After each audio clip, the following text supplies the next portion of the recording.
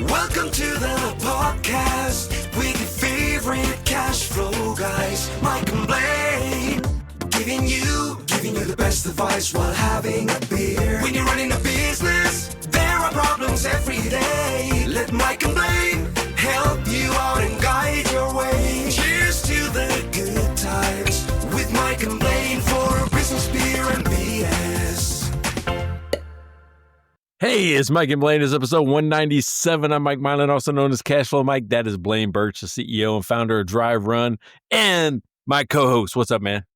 Well, a little bit of a technical bump to start, but I think we're off to the races, except that it's not going to LinkedIn today. So I guess we'll be posting there later, but a little disappointed in, I don't know, am I disappointed in Riverside or LinkedIn? But if you're watching this on LinkedIn, you're watching the recorded version because it ain't going live today, it looks like. Yeah. So, hey, I got to tell you, I was just on a show called Small Business Safari. And I don't know if it's what they do all the time or whatever, but I was amped the whole time. These guys are fucking animals. I'm like going, that's why you got to put the check mark, right? Like, yeah, Mike I uses do, yeah. Mike uses bad language check mark. Yeah. Yeah. But I'm talking about, I was like going, oh my God, I don't know if I can keep up with this. I mean, it was just like, it's me versus two or something like that. And they were just going crazy, right and left, right, left, left, right. It's like going, oh my God. So, and then occasionally they'd ask me a question. It was the craziest thing ever. I'm like going, but it was fun. So maybe that's something I should listen to from now on. Small Business Safari. I actually had a time on somebody else's podcast. All right, cool. I'll have to check it out and see what it's like and see if you got any words in edgewise. I'm sure that's what happened. We've only had guests on here like once or twice, but when we do, I'm not sure they get much of a chance to talk either, actually. So. Hey, speaking of guests, though, I had a prep session with Neighbor Pat. Neighbor Pat's going to be our next guest. He's going to be on the 200th episode. Yep. 200th episode where here's a teaser. He's going to tell us if he's going into business as a brewer or not. He's going to break news right here. What his decision is going to be, what he's thinking about, how he's thinking about it, those type of things. I mean, he's been brewing for years. Oh, yeah. And this will be the live international, global, intergalactic announcement on our show. Yeah. So I'm prepping him. I was okay. Well, we probably should have like a 10-minute practice session because he's going to be in this room with me, but he's going to be on a laptop over off to the side. So we'll have 3 instances. Oh, okay. He's going to be over there. That way, when we're kind of done with him, we can turn him off and go over there. But he's right here. Yeah. But he's going to be on here with us. Yeah. He might have to be in another room so we don't get feedback, but I'm not sure. We've never tried it. We'll find out. We'll do a little test. That's what I said. We'll do a little test. But here's the other thing. I want to talk about this 200th episode, this 200 Hundo Super PAC. 200 Super PAC. Yeah. We decided that the winner of the 200 Hundo Super PAC, I can't even say it anymore, gets about 6 months of free sponsorship. I mean, think about that. I mean, about 6 months. So between the 200th episode, which is 3 weeks from now, to the end of the year, you're going to get free sponsorship for your brand, for your person. I mean, if it's you, I'm going to talk about you for the next 6 months is all going to be about you. Not all about you, but you're going to be part of it. Free sponsorship. So if you want in, get in. Exactly. Because we got 5 beer sponsors right now. You can be number 6 and it's free and you just win and you win some stuff because we got some cool stuff coming too that's going to go to the winner. And all you have to do is like, subscribe, follow, comment. Every comment and every text message and that we get gets you another entry. So honestly, there's some people who got way more entries than others. I'm going to tell you the honest truth. Some people are commenting all the time and some of you are only once. So up your chances, send some comments, get some cool stuff. We count them all. Doesn't matter. We count them all. Right? Count them all. So like, subscribe, comment, doesn't matter. We count them all. We're going to put it in a hat, pull it out. There we go. And we're going to have a winner. But we do have some beer sponsors. The 5 we have today, before we get our number 6.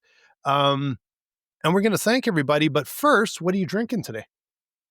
Oh, because of our topic, right? And if you're first time you ever listen to the show, our topic is made up like right before the show, and it's usually something that's happened in our lives. And mine is like a decision. I'm at a a decision point that I'm like, well, maybe I'll just talk it through during the show.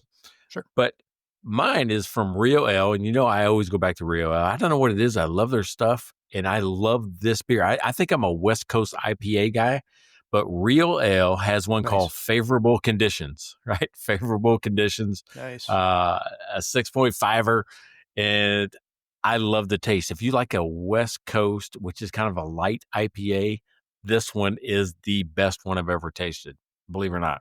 Nice. Sweet. I will try and track that one down. I went to my fridge today and realized it's time for a beer run. So I had some of my wife's sours in the fridge, some stupid heavy 10% pluses, but I still had one of my favorites. And I had this on a couple of weeks ago. It is the Spilt Milk from Omen Brewing Company. It is a milk stout. It's actually nice and light. It's 4.5% and delicious. So if you're in Edmonton, Alberta, wherever, if you can get Omen, get some Spilt Milk. It is an outstanding beer.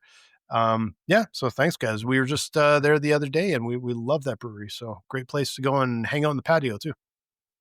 There you go. So I just got off the phone today. I talked to him twice. He called me twice today.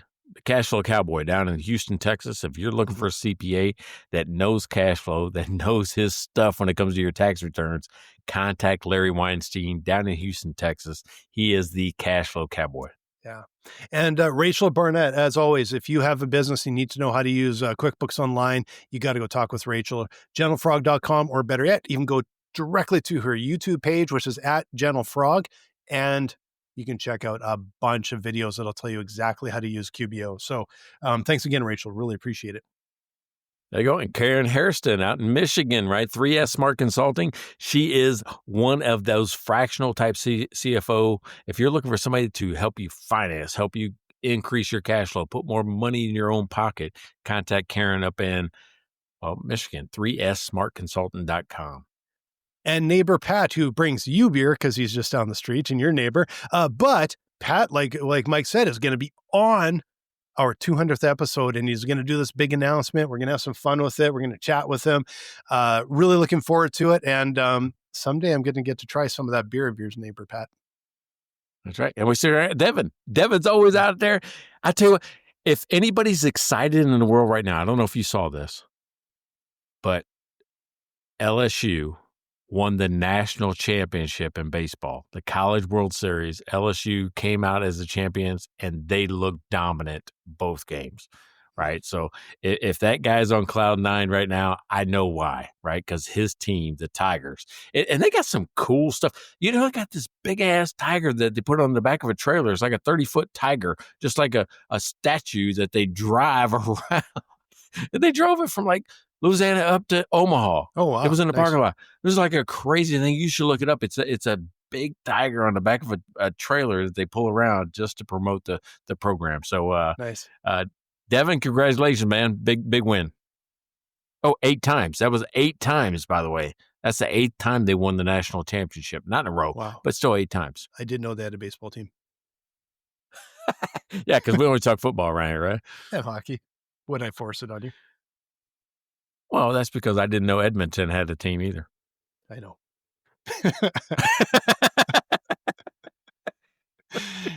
I know. You guys are the reason for a while we had the glowing puck on TV. It's fast. It's too fast. Yeah. Canadians, can't see it. Canadians lost their mind when you had the glowing people and glowing pucks for a while there. Yeah. That didn't last long, though. No, fortunately, because Canadians are probably up in arms about that and ready to close the border down. It was distracting. I know, it was awful. Because all 2 teams up in Canada. We'll leave a few more than that. We just haven't won in a while, so unfortunately. All right, so what is the problem you're trying to solve today? All right, so first of all, let me say that there's times when you make decisions with your gut. It's like a gut feeling, right? Mm-hmm. And there's times you have to make decisions because of the data, and sometimes they conflict. Sometimes, one's telling you one way, one's telling the other. And I got a whole segment that I teach in my course about this, about how decisions are made in what's called the limbic part of the brain, which is the center part of the brain. and then we rationalize it with the outer part of the brain, the newest part of the brain called the, neocortex, with the language and logic. Well, here's where there's the conflict, right? Because logically, you can't explain why you feel a certain way, right? You're like, "Well, I don't know why I feel that way." All right, so here's the thing I've got in my course. Last year, I went through this massive process to get my course certified by NASBA, which is like National Accounting Standards Board of America. I don't know what the thing stands for, but it authorizes me to be a sponsor for continuing education credit that they call CPE, right? And so CPAs who have to do a certain amount of continuing education can take my course and get 27 hours of credit, right? Well, here's the thing. I thought initially that, oh my God, if I just got my course certified, more people would want it for the CPE credit a year later. And it costs $2,500 to get it certified to begin with. So that's a Wow. hefty lift, Yeah. right? The renewal fee is $910. So you're like going, these aren't big numbers, Mike. What are you talking about? It's a big number when you only had one person get the CPE credit Ouch. for the whole year, Not, yeah. right? The So data's there. it All the data you need, yeah, but the gut tells me like going, well, maybe there's still people out there that want the CPE credit. You know what I mean? That's where the gut like going, what do I do if I just not renew and I have to remove it and I'm not a sponsor anymore?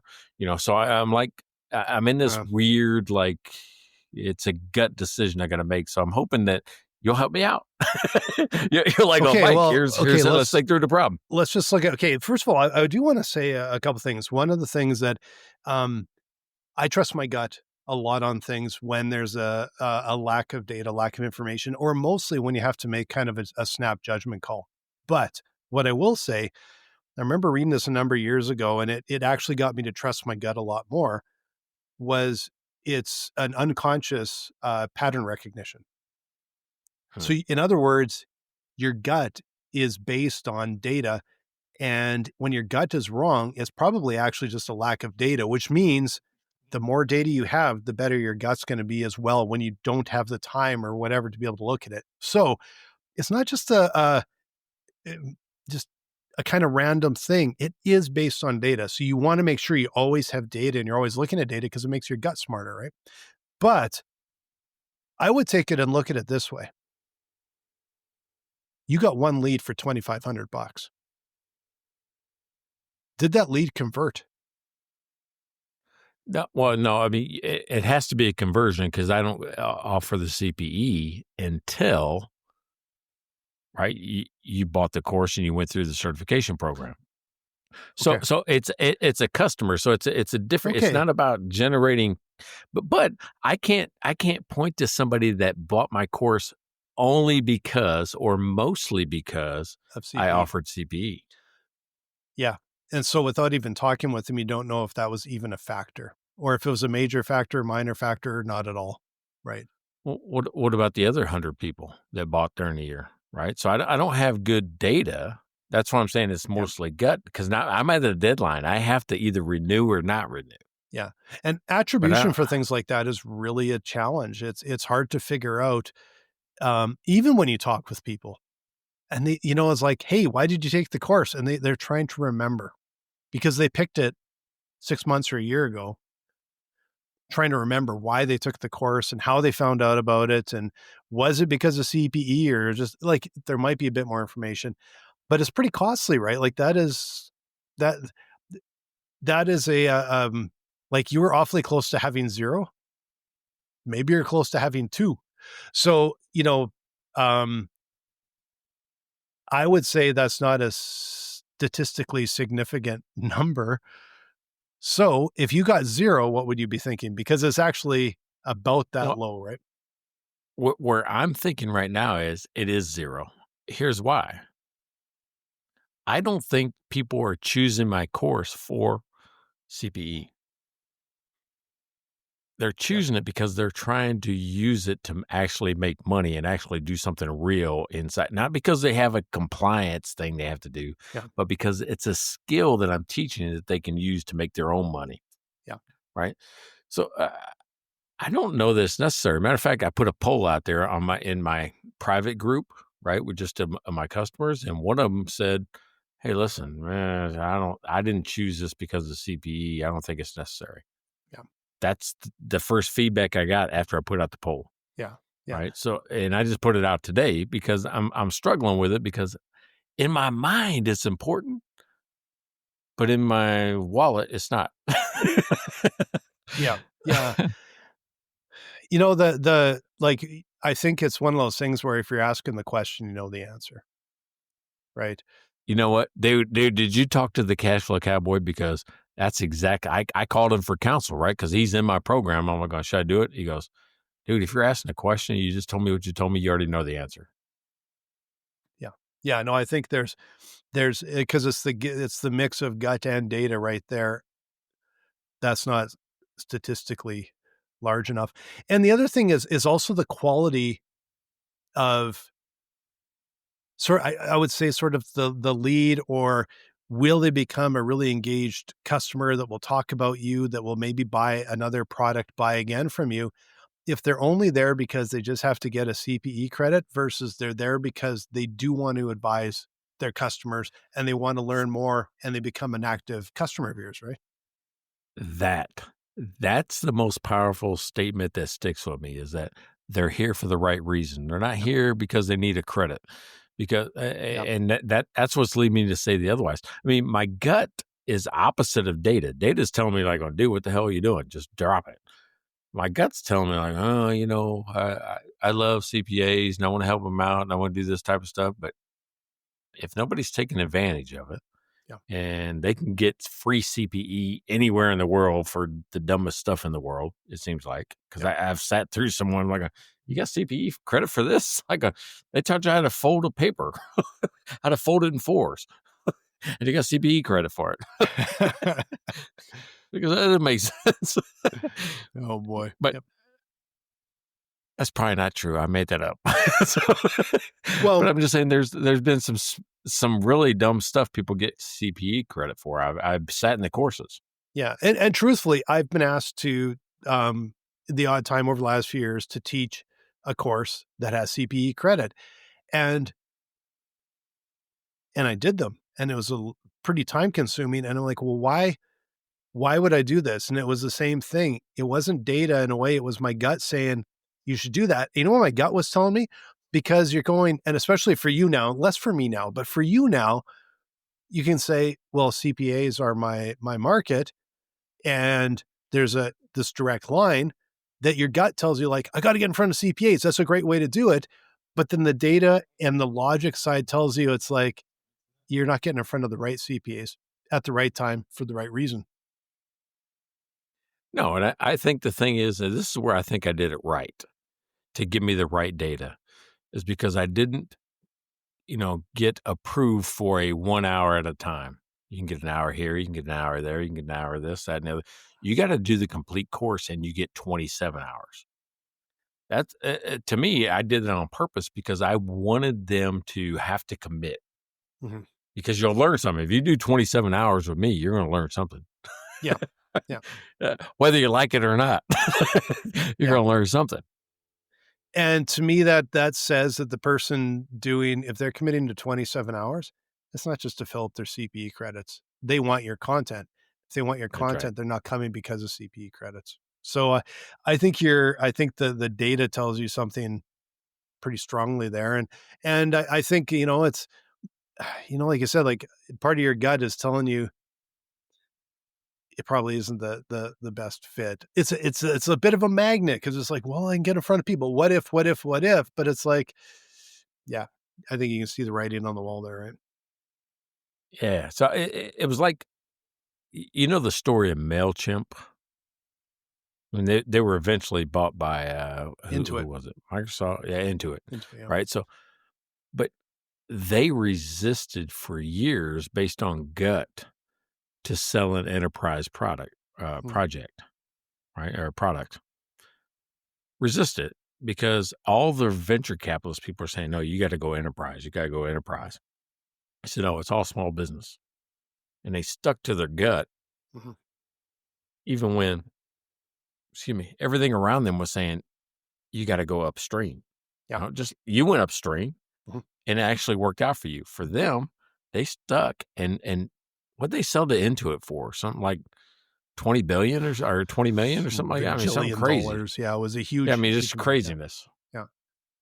So, I mean, their gut led them to quicker than a VC could have got them there to a sale, and Yeah. sold the company into it. Well, and like I'm going to say, like that is the norm. You see 90% of companies going down. Some of them went down because they were pressured by a VC that really doesn't know what they know. That's why their gut was telling them that. Again, it's that pattern recognition. They're going like, no, we're solving a problem here. The opportunity is there. And because there's a lot of companies that were going like, the bigger market is small business. Well, it's a tough market. Yeah. I think that's the thing is ultimately you need to make the decision. The entrepreneur, the founders, they need to make the ultimate decision. And the more it's clouded by factors outside of the true data and the true purpose, the more likely it is to blow up in their face. All right, so the company that really screwed up on data, I think, is they looked at the wrong metric, I think. All right, so, and I know because I bought one. During COVID, did you buy any fitness equipment? Did I buy? Well, you know what? Actually, we actually bought our e-bikes during COVID, and you say it's not fitness equipment, but we ride so long all day. Like we've crossed, I can't even remember how many thousands of kilometers on those bikes. So I guess in one way you could sort of call it fitness equipment, but it wasn't like the silly fitness equipment off of, I saw this on TV or whatever. Well, I mean, I saw it on TV and I bought it because we were stuck in the house. But you remember the bikes? Not remember like they're dead and they're gone. Like the brand Peloton. Oh yeah, for sure. They were hot as anything. The main reason is their launch was pretty much during the COVID era, right? Mm-hmm. Yeah. So they had all these bikes. Everybody's held up at the house. They're like going, oh, that's the best way to do it. I can just do my workout here. Integrated screens, TV, live coaching, right? Live training where you could jump into a live session. Dude, I'm telling you what, there's 2 or 3 of the sessions where they said my name, my screen name, Cashflow Mike, during this session. Like, hey, Cashflow Mike, what's going on? The instructor did. You want to keep me motivated? Like, say my name while I'm pedaling that bike. I'm telling you, there was 2 of them that did that. And it kept me on that bike for a couple of years. And then as we went back to normal, well, I had other things. I got out of the house. I got to do stuff. Yeah. I got to go back to my real life. Well, during that time, this is the absolute crusher, like, hockey stick growth. We're going to invest in more bikes, better technology, more people, and all this type of stuff, and just overinvested in it. Yeah. Because they had all this captured audience during COVID. Yeah. As soon as people could get back into the office and get out into the world and felt safe about everything else that they were doing, numbers plummeted. We're still paying for a monthly subscription. Dude, I ain't been on that bike in I don't know how long. Yeah. It's the chronic, like you see the upswing and to the right and it's going up like this and you think it's going to go up forever. That's the colossal way of people. That's how they lose their shirt when they invest. The way you invest to make money is buy low, sell high. What people don't seem to consider is the only reason it's low is because it's unpopular. Not everyone's doing it. And if it's low, it's really hard to buy low because that's why it's risky, because not everyone's looking at it. What most people do is it's going up like this. And they go, look at the line going up. It's going to go up forever. And they buy super high, hoping it'll go higher. And inevitably it's not going to happen. Right. It's now it's hard for them probably to predict that because COVID was a one-off thing. But they basically, in a way, bet the company going, that line's going to keep going up and to the right. Yeah, they thought, hey, everybody is now addicted. They're going to stay addicted and tell their friends. Yep. No one in the company ever thought, what if we can go outside again? Yeah, yeah. Right? And I mean, it just... their competition started to increase as soon as people saw that there was money there. I actually had totally forgot about this. I probably was blocked it out because I didn't want to think about it. But the 1 year in COVID, it was 2020, was it? We couldn't get across the border to go down to Scottsdale. So we had to stay in Edmonton for the winter. We hadn't done a winter in years. We didn't even want to leave the house. So we did what I would say was like a budget Peloton. So we bought these 2 foldable like bikes, like stationary bikes, maybe $50 each. And then we just had a big TV and we just like would stream stuff and we watched, I don't know, I can't remember. It was Brooklyn 99. I think we watched that entire series. Yellowstone. I don't know how much we watched of Yellowstone, just sitting there pedaling. And so, but it was way cheaper. But you know what? It was the same thing happened to us. As soon as we could go back to Scottsdale and we could go walking outside and we go biking and that, those things haven't been used. I don't even know if we still have them. They're in a closet probably somewhere. Yeah. So, I mean, that's where data at the time would have told you to double down, invest. Hey, this is where, pour jet fuel on this. And those bikes weren't cheap. I mean, they were selling them for $2,500. Yeah. Right. Which that means they had to cost them at least $1,000, I would think. Or, somewhere between, whatever. I would think $1,000. Mm-hmm. So you get that. And then they were financing them too for like nothing. I think, they were financing it as well. So they ended up with warehouses of these bikes. That's what kind of collapsed it is like on, what do you mean? Nobody's going to continue to just buy these things forever, right? This is the new hot thing. Yeah. People decided the only reason we did it was we were bored. Only the people that were bored and got tired of watching TV and doing everything else in their house, like I've repaired everything. I've painted this wall 14 times, whatever it is. I need to get on a bike, I guess. Well, and like I said, the competition is super fierce. And like I know we have a subscription to Apple Fitness or whatever. And that came out of nowhere. And suddenly it's like they have access to all the Apple users. You didn't have to buy any fancy equipment, but they have really good like trainers and programs and all of that. So the content is really good. And so now you're going, do I need a $2,500 bike and a subscription of X dollars, where it's like, I don't know what that is, like $15 or $12 or something a month. I think it's part of a package, but it's really well done too, right? So the competition gets super fierce too. Hey, we still have their app. We still have their subscription. It is really well done. It's a library of stuff. I mean, whatever they did was top notch. Right? It was absolutely the best of the best. I haven't seen another. And I've tried. I bought this expandable weight set, and it comes with an app. It looks like, somebody did this in the basement compared to somebody did Peloton in Hollywood. It's like that's the difference between Peloton's product. Absolutely top notch. But I think they missed it. I think they missed the wave of really, and they could have looked back at what regular fitness trends were and bought to that level. Yeah. It is so much harder to, like, when things are going up and to the right, it's hard to go, well, is it going to keep going or is it going to stop? What's going to make it stop? It's really hard to. Yeah, but we were all talking COVID's going to stop. There's going to be a point in time where we go, hey, the hell with it. We're just going to go back to normal life. And if we get COVID, we get COVID. There was a point in time when the whole population did that. Just decided we're not going to play this game anymore. And that's up to, it's up to the senior management, the founders, the C-suite, to look at that and go, is this going to go forever? And do we bet the company on this? Do we want to see if it's going to continue? Because it's the same thing as when a stock or a business or whatever is going down. At what point ever it looks like it's never going to stop going, but at what point do you go, there's a reason for me to think it's going to turn and start going up? And that's opportunity.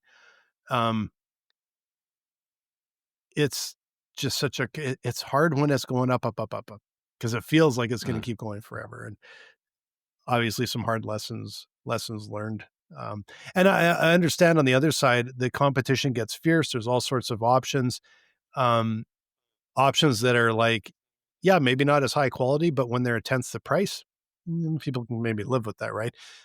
Apple's quality is as good as anything, but it doesn't connect directly to it, but it's also costs like almost nothing. So competition is getting fierce, and maybe they thought they could do a knockout punch, but yeah, they probably bet the company on it in a way. All right. So what about the risk takers, right? The people that want to take a risk. Like I think back to Starbucks when they said we're going to charge $4 at that point in time for a cup of coffee. And everybody's like going, nobody's going to be, dude, we can get a cup of coffee, 50 cents here, 70 cents there, $1 here. Yeah. How do you think you'll ever get $4 for a cup of coffee? And they went through with it. Data told them that was the dumbest shit that you ever could do.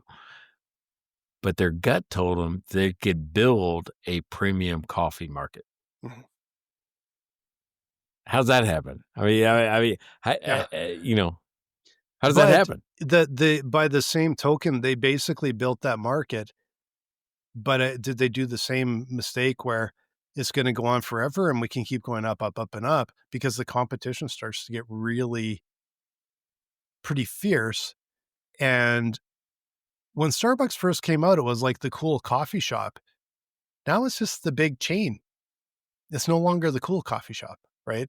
So it's gone from early adopters to the usual, but to the usual, like the larger crowd. How much are they willing to spend on this, and do they keep spending? And I know Starbucks has had like some off and on issues in the last number of years. All right, but to get somebody to move from $1 to $4 at first, I think what you're doing is, I'll just call it price discrimination. I'm going to go there because I can afford it, and maybe you can't. Right? I mean, that's price discrimination, which means, you price people out of the market. I actually think I don't know if like going to a $4 coffee price, it doesn't price people out of the market because they can't afford it, because it is such a low cost item, right? What it is, I think, is it's an achievable luxury item, right? Like it's instead of buying the $10,000, $20,000 watch kind of thing, it's like I can get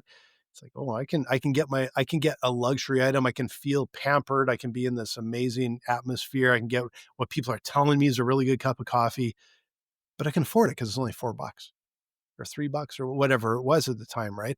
So I didn't think about that way. Yeah, I didn't think about that way. That's good.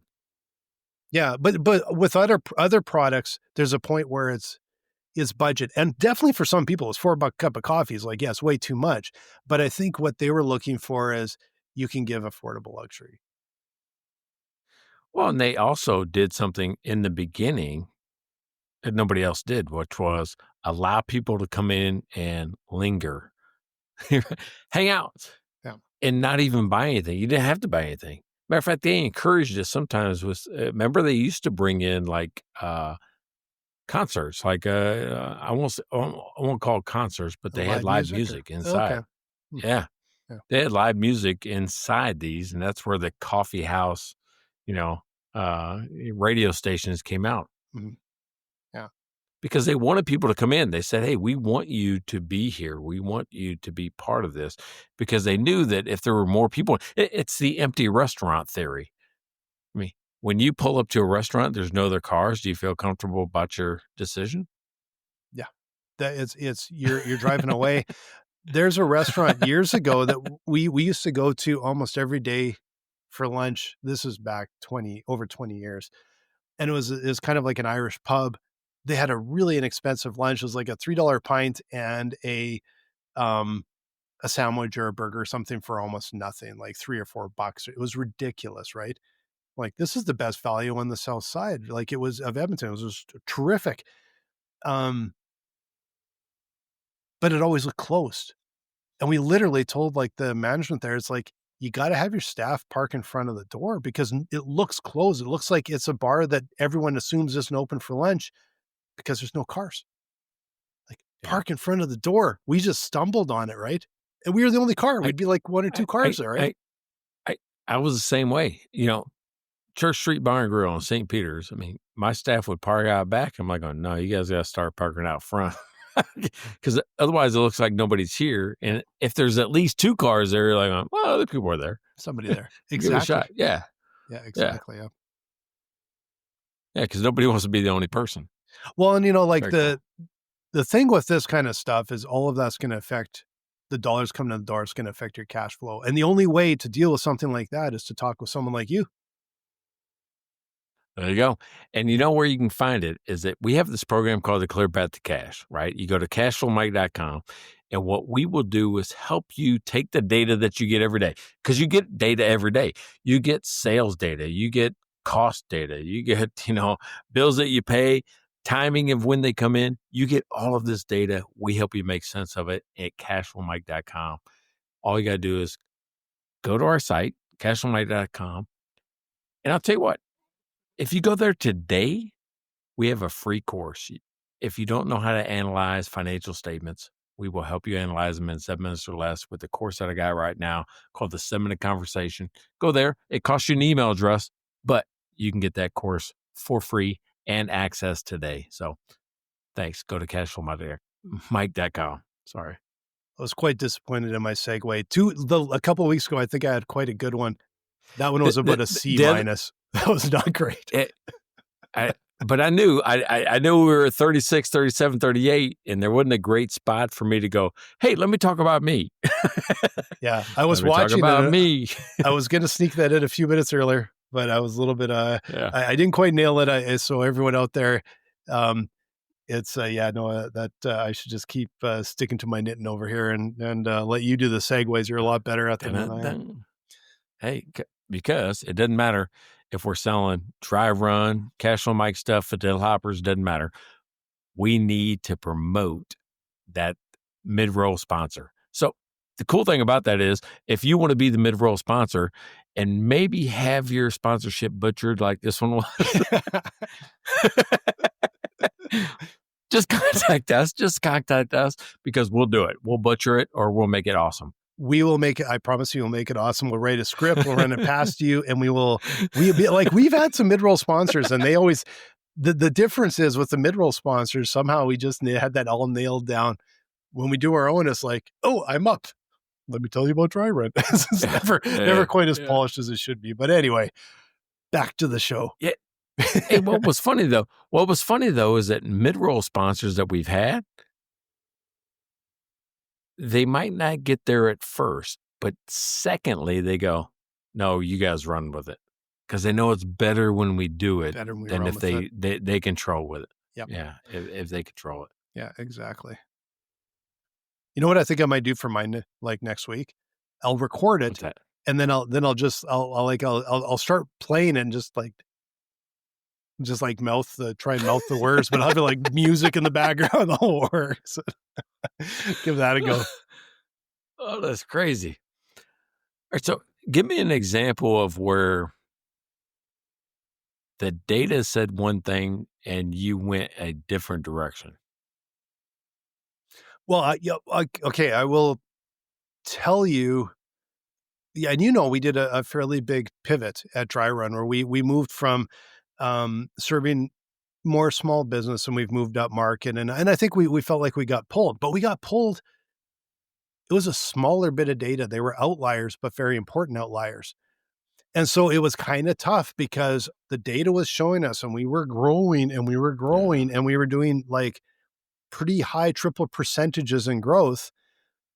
Now the data maybe just just starting to tail off a little bit, but it was, I would say, not the quantitative, it was the qualitative data. It was the input that was coming from conversations and from other places like this, where we started to go, there's a fox in the henhouse here. Like, it's not quite right. And then we started to get a little more validation out of the data. But when we did our pivot, it was actually before the numbers were really hitting us hard.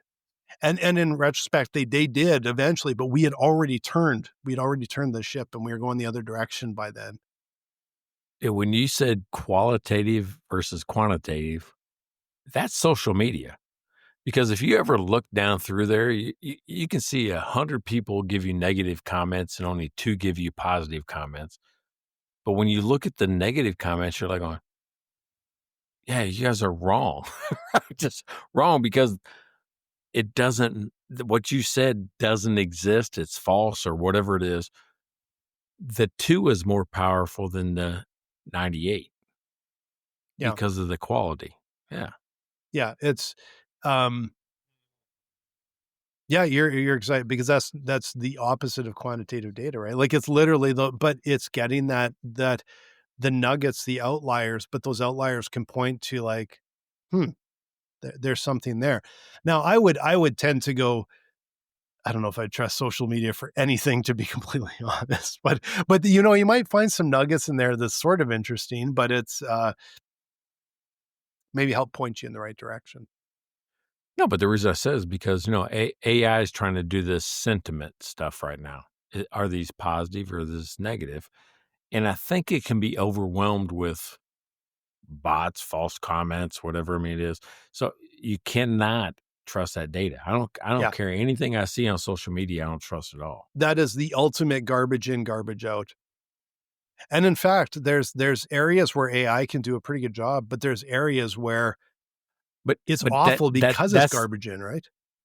That's the crux to the whole episode is, do we trust our gut or data? Because data would tell you that everything that is bad on this social media post, and you go like, no, it's not bad. No, what are you guys talking about? Your gut tells you differently. Yeah. Yeah. And it is true but you know what is interesting, because it's the data, but it's not statistical data. It's the qualitative data where you actually see a comment and go, that, because like that even happens to me sometimes. Like I'll I'm meeting with CFOs and that every day. And every once in a while they'll say something and it'll be like one sentence or one fragment of a sentence. And you go, oh, holy shit. That's really important. It's not a volume thing. It doesn't show up. Like, we have different ways of tracking data and getting statistical data out of even like comments and things, analysis of conversations and that. It's sometimes these one-offs that can be like, oh man, that is important. And it's your gut telling you, it's that pattern recognition of that matters. And it's not the volume of comments, but you recognize it as something really important. All right. So let me pose a scenario. I go onto Facebook and I say, Blaine Birch is a handsome man. And 90 people disagree with me and 10 people agree. What do we do with that? Well, I first of all thank my wife and my mom and my mother-in-law. Because that's okay. Well, there's 3 of the 10. Well, but that's data. That's data versus gut. Looking in the mirror is data, and I could tell it's like, this probably isn't like I could read the data there coming, the reflection in the mirror, right? But again, like the data, when you're analyzing data, because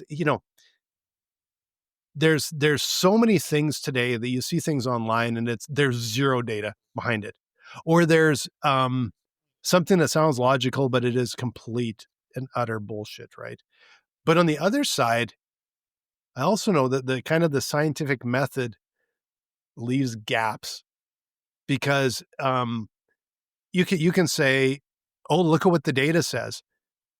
Yeah, but you set up the study. You made the criteria up. You're like For instance, let's say I wanted to, like, you would see this, like Edmonton, ranked the number one city in the world for quality of life. Wow, that's amazing. And then you say, well, okay, well, how did you get to that point? Well, because I did a survey of 50 people, 40 were in Edmonton, and the top ranked criteria was how cold it gets. There you go.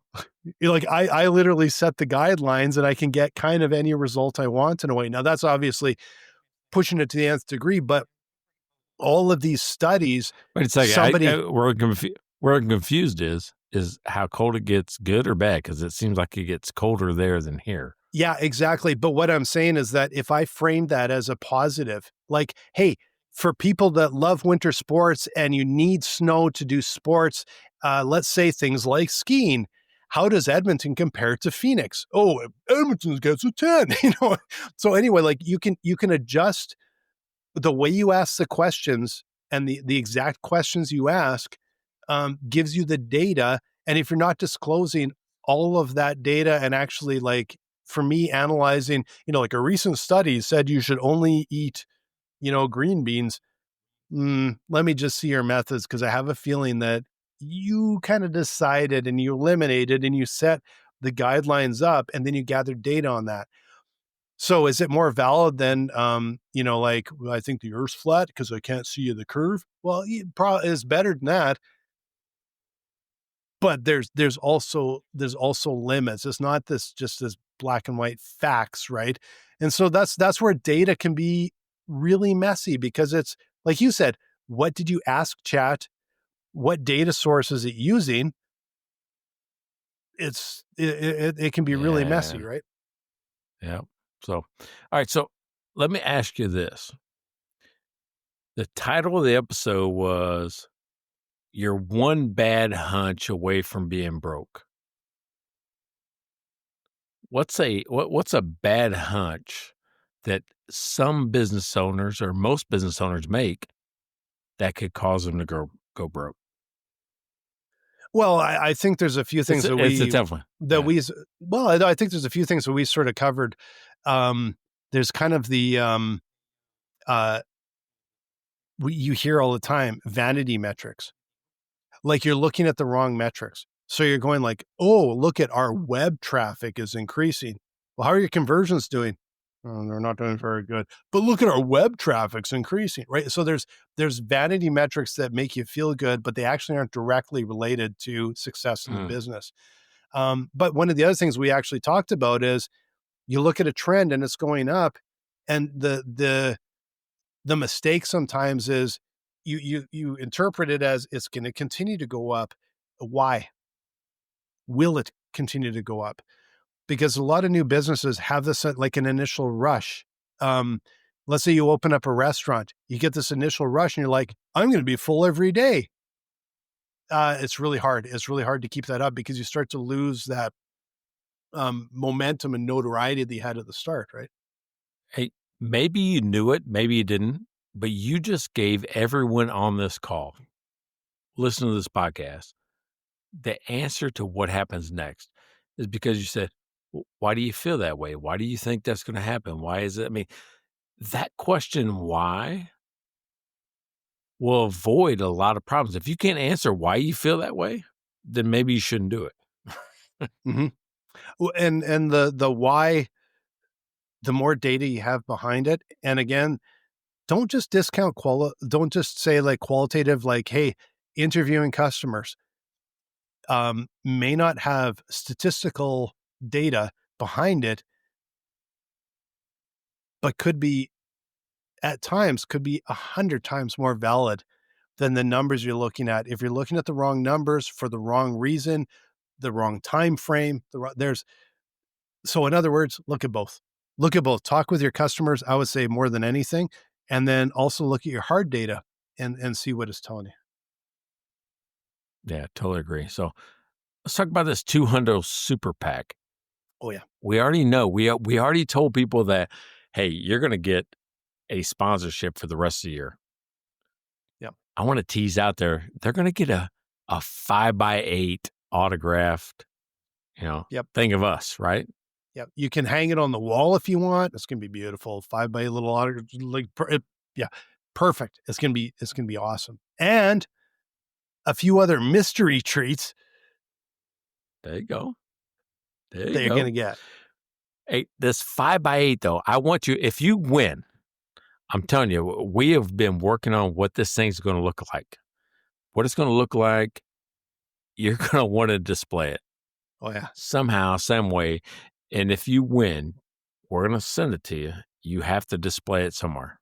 Exactly. You're going to want to. And there's no AI. This was us making this image. It was like all us. Yeah. All you have to do, like, subscribe, follow, comment, even send us a text. We get a lot of those, and we're like, because people are texting us because they know us. And, hey, if you know us, send us a text message, comment on a video on any of our channels. And for every comment, every follow, every like, you're going to be added into the hat. So some people are actually starting to stockpile a good number because they're commenting like every week and they're sending us stuff all the time. So increase your chances of getting this amazing 5x8 in our Hundo Super Pack with some other really fun mystery things that you're going to just think are amazing. Yeah, I got a text from Pat saying cheers. I got a text from, I thought there was one in here from Rick just a little bit ago. Oh, Breger said touche, so we must have said something that made him say touche. Yeah. So if you got my number, text me, text Blaine, text us, or comment, like, subscribe, chat, get involved. Yeah. And you still can go, if you decide it's like, well, what if I don't win the Super Pack, but I want to be a beer sponsor? Go to mikeandblaine.com. You can buy us a beer, $5 an episode, and we will mention you. We will mention your business. We're going to do a little blurb like we do for all of our amazing beer sponsors. It's the best value in sponsorship in North America, according to Blaine. Easily. I'm not using quantitative data on that one, but I'm pretty sure it is. I'm going to endorse it. There you go. We endorse it. I'm Mike Milan, and I approved of this commercial. There you go. Hey, you've listened to 197. We are 2 more episodes before the 200th, right? The big 200 Super Pack is coming out. So like, subscribe, tell your friends. That's the best thing, right? Tell your friends. I think that's where we get most of it from. Yep. But I appreciate you. Thanks for hanging out with me today. You too, man. This was fun. Thanks, everybody, for joining us, and we'll see you again next week. Check out their website at mikeandblaine.com. Then subscribe to the podcast and buy these guys a beer.